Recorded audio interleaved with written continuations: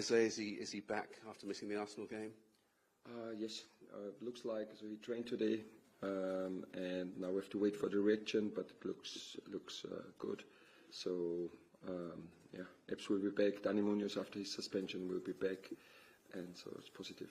And Trevor Chalobah, any updates? No, everything fine. Yeah, he was just the third game in a week, and then so all the others are, all who were fit are fit.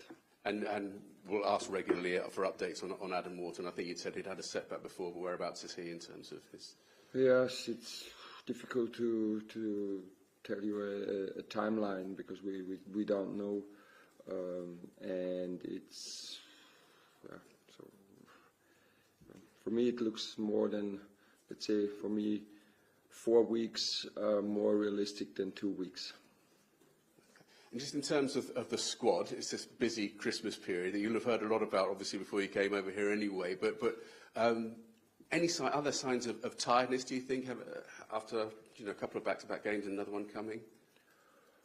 No. It's, of course, we had a very busy last week with 3 games in 6 days. But now players had a day off yesterday, so 5 days between. And then of course, it's 26th and 29th, two games within 3 days, but then we have almost 1 week until the Chelsea game, and then we have a whole week or more than a week for the FA Cup game against Stockport. So it's players look quite fine. Of course, we like it's always when you have a 1-5 defeat, it's a little bit, the mood is a little bit down, but we analyzed it like we always do, and we trained today what we think we have to improve and what will be important for Bournemouth. Our team is in great shape, 4 wins and 1 draw in the last 5 games, and really very impressive 3-0 at Old Trafford. So, but we prepare like we always do. In terms of your preparation, you mentioned a 5-1 defeat there, and I think in your post-match you talked a bit critical of some of the defending in that game. How do you address that? Is it just a matter of the players just doing things better, or do you try something new in terms of your defence? Yeah, about box defending, so it's not about the whole defence. I think in making pressure, pushing Arsenal back in their build-up, winning balls, we did very good.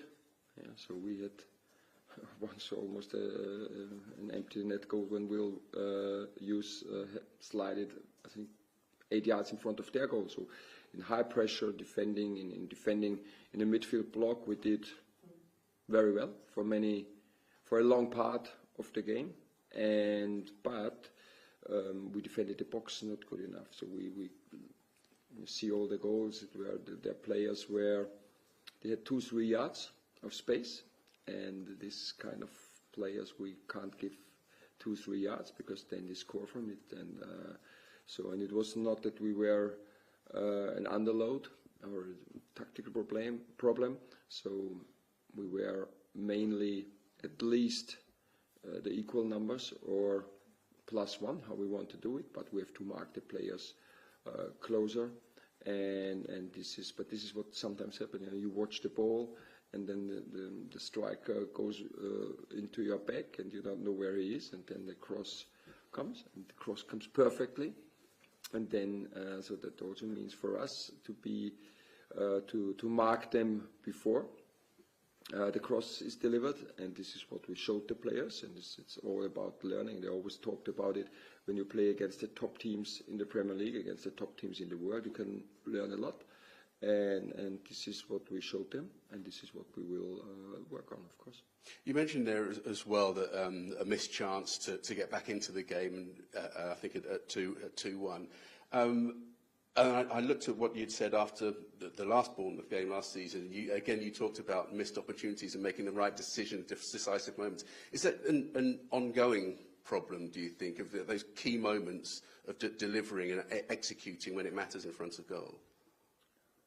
I think this is in any game there are key moments, and especially now we're talking about Arsenal, and it's not that Crystal Palace beats Arsenal every year. So and if we want to beat them and win against them, we have to be almost perfect in every part of the game, and then it is. So it's just the same. And we had 15 shots against them, and it's really a high amount against their excellent defense. And also there were some big chances, and then because I think we don't get more, yeah? And then if you have them, and it is, yeah, it's the same, and this is what we also see from the top teams. I think we had a great start into the second half. We were close to score the second goal, being in the game again, and I think their first finish in second half was the 4-1 and game over. And this is what top teams are doing, yeah. And this is what we will try, and the players always try. And it's also not to criticize them; it's just to analyze the game how it is, and that's why Arsenal is challenging for the Premier League title, and Crystal Palace not. You talk about Arsenal, they're challenging for the title, and what top teams can do against you. The team you're playing against on Boxing Day, Bournemouth, they've beaten Arsenal, they've beaten Manchester City and Spurs and Manchester United. They've taken on the top clubs toe to toe.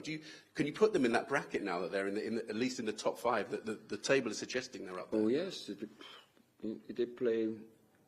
So they have fantastic job from their manager, and I also think the players they play with Tottenham the highest intensity of, I think, most of pace, so much pace in their attack, in their midfield, everywhere, and that's why they can play that high intensity. They always make pressure. They can take off the right fullback and bring in a 6 as a fullback, so he needs to have pace, and he has, because he can play there. And the same, they go very direct in behind, making always runs in behind with Semenyo, with Evanilson, with Kluivert, with Ouattara. And then also if you defend it, sometimes then you block the crosses or the passes into the middle, then they get set plays, and they are very, very strong or very good in also with set plays.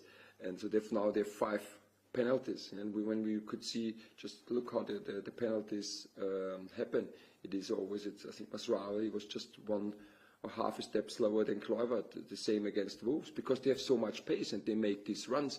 And this is, I think, excellent work how the team is stick together, and excellent work from their manager. And so they get the benefit. And I also think what they've really done well. And then it's over with all the praise for Bournemouth, is, they lost Solanke for a lot of money, but they replaced him with a top striker from the Portuguese league, from FC Porto, and this, I think, they did really well.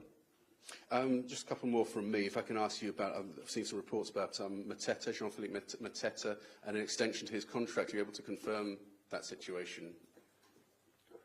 For me, it was always clear that he has a contract until 2027, because there was, and I don't care if it's a trigger, if it's an option or whatever. So it was always, I don't read the contracts of the players, so I was always told that he has contract until 27. So nothing really new. That's not new news then, is it? That it's been triggered or it's been confirmed? Yeah, it's a new for me, because if we can decide if it's triggered or not, then he has contract until 27. So we didn't depend on him.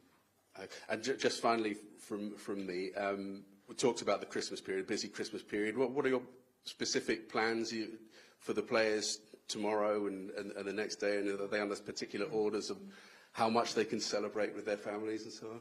Oh yes, try to, of course, to have to focus on the games. We train tomorrow morning, a bit earlier than usually, and then they can go home again, celebrate with their families, and then we travel in the evening to Bournemouth and sleep in the hotel there. So this is what we have to find the mix. But again, and this is, I told the players today, it's for all of us. As soon as you sign a contract in the Premier League, you know that you have to work on Christmas. It's just the schedule, and it's nothing to complain about. And I mention it quite often. I think we're still in a very privileged situation. I know many nurses and many policemen. I don't know, taxi drivers, waitresses, whatever. So many people have to work in the Christmas period, and I think so it's nothing to complain about. It's just do the best of it, and yes, find some hours for the players where they can celebrate with their families, and this is what we did.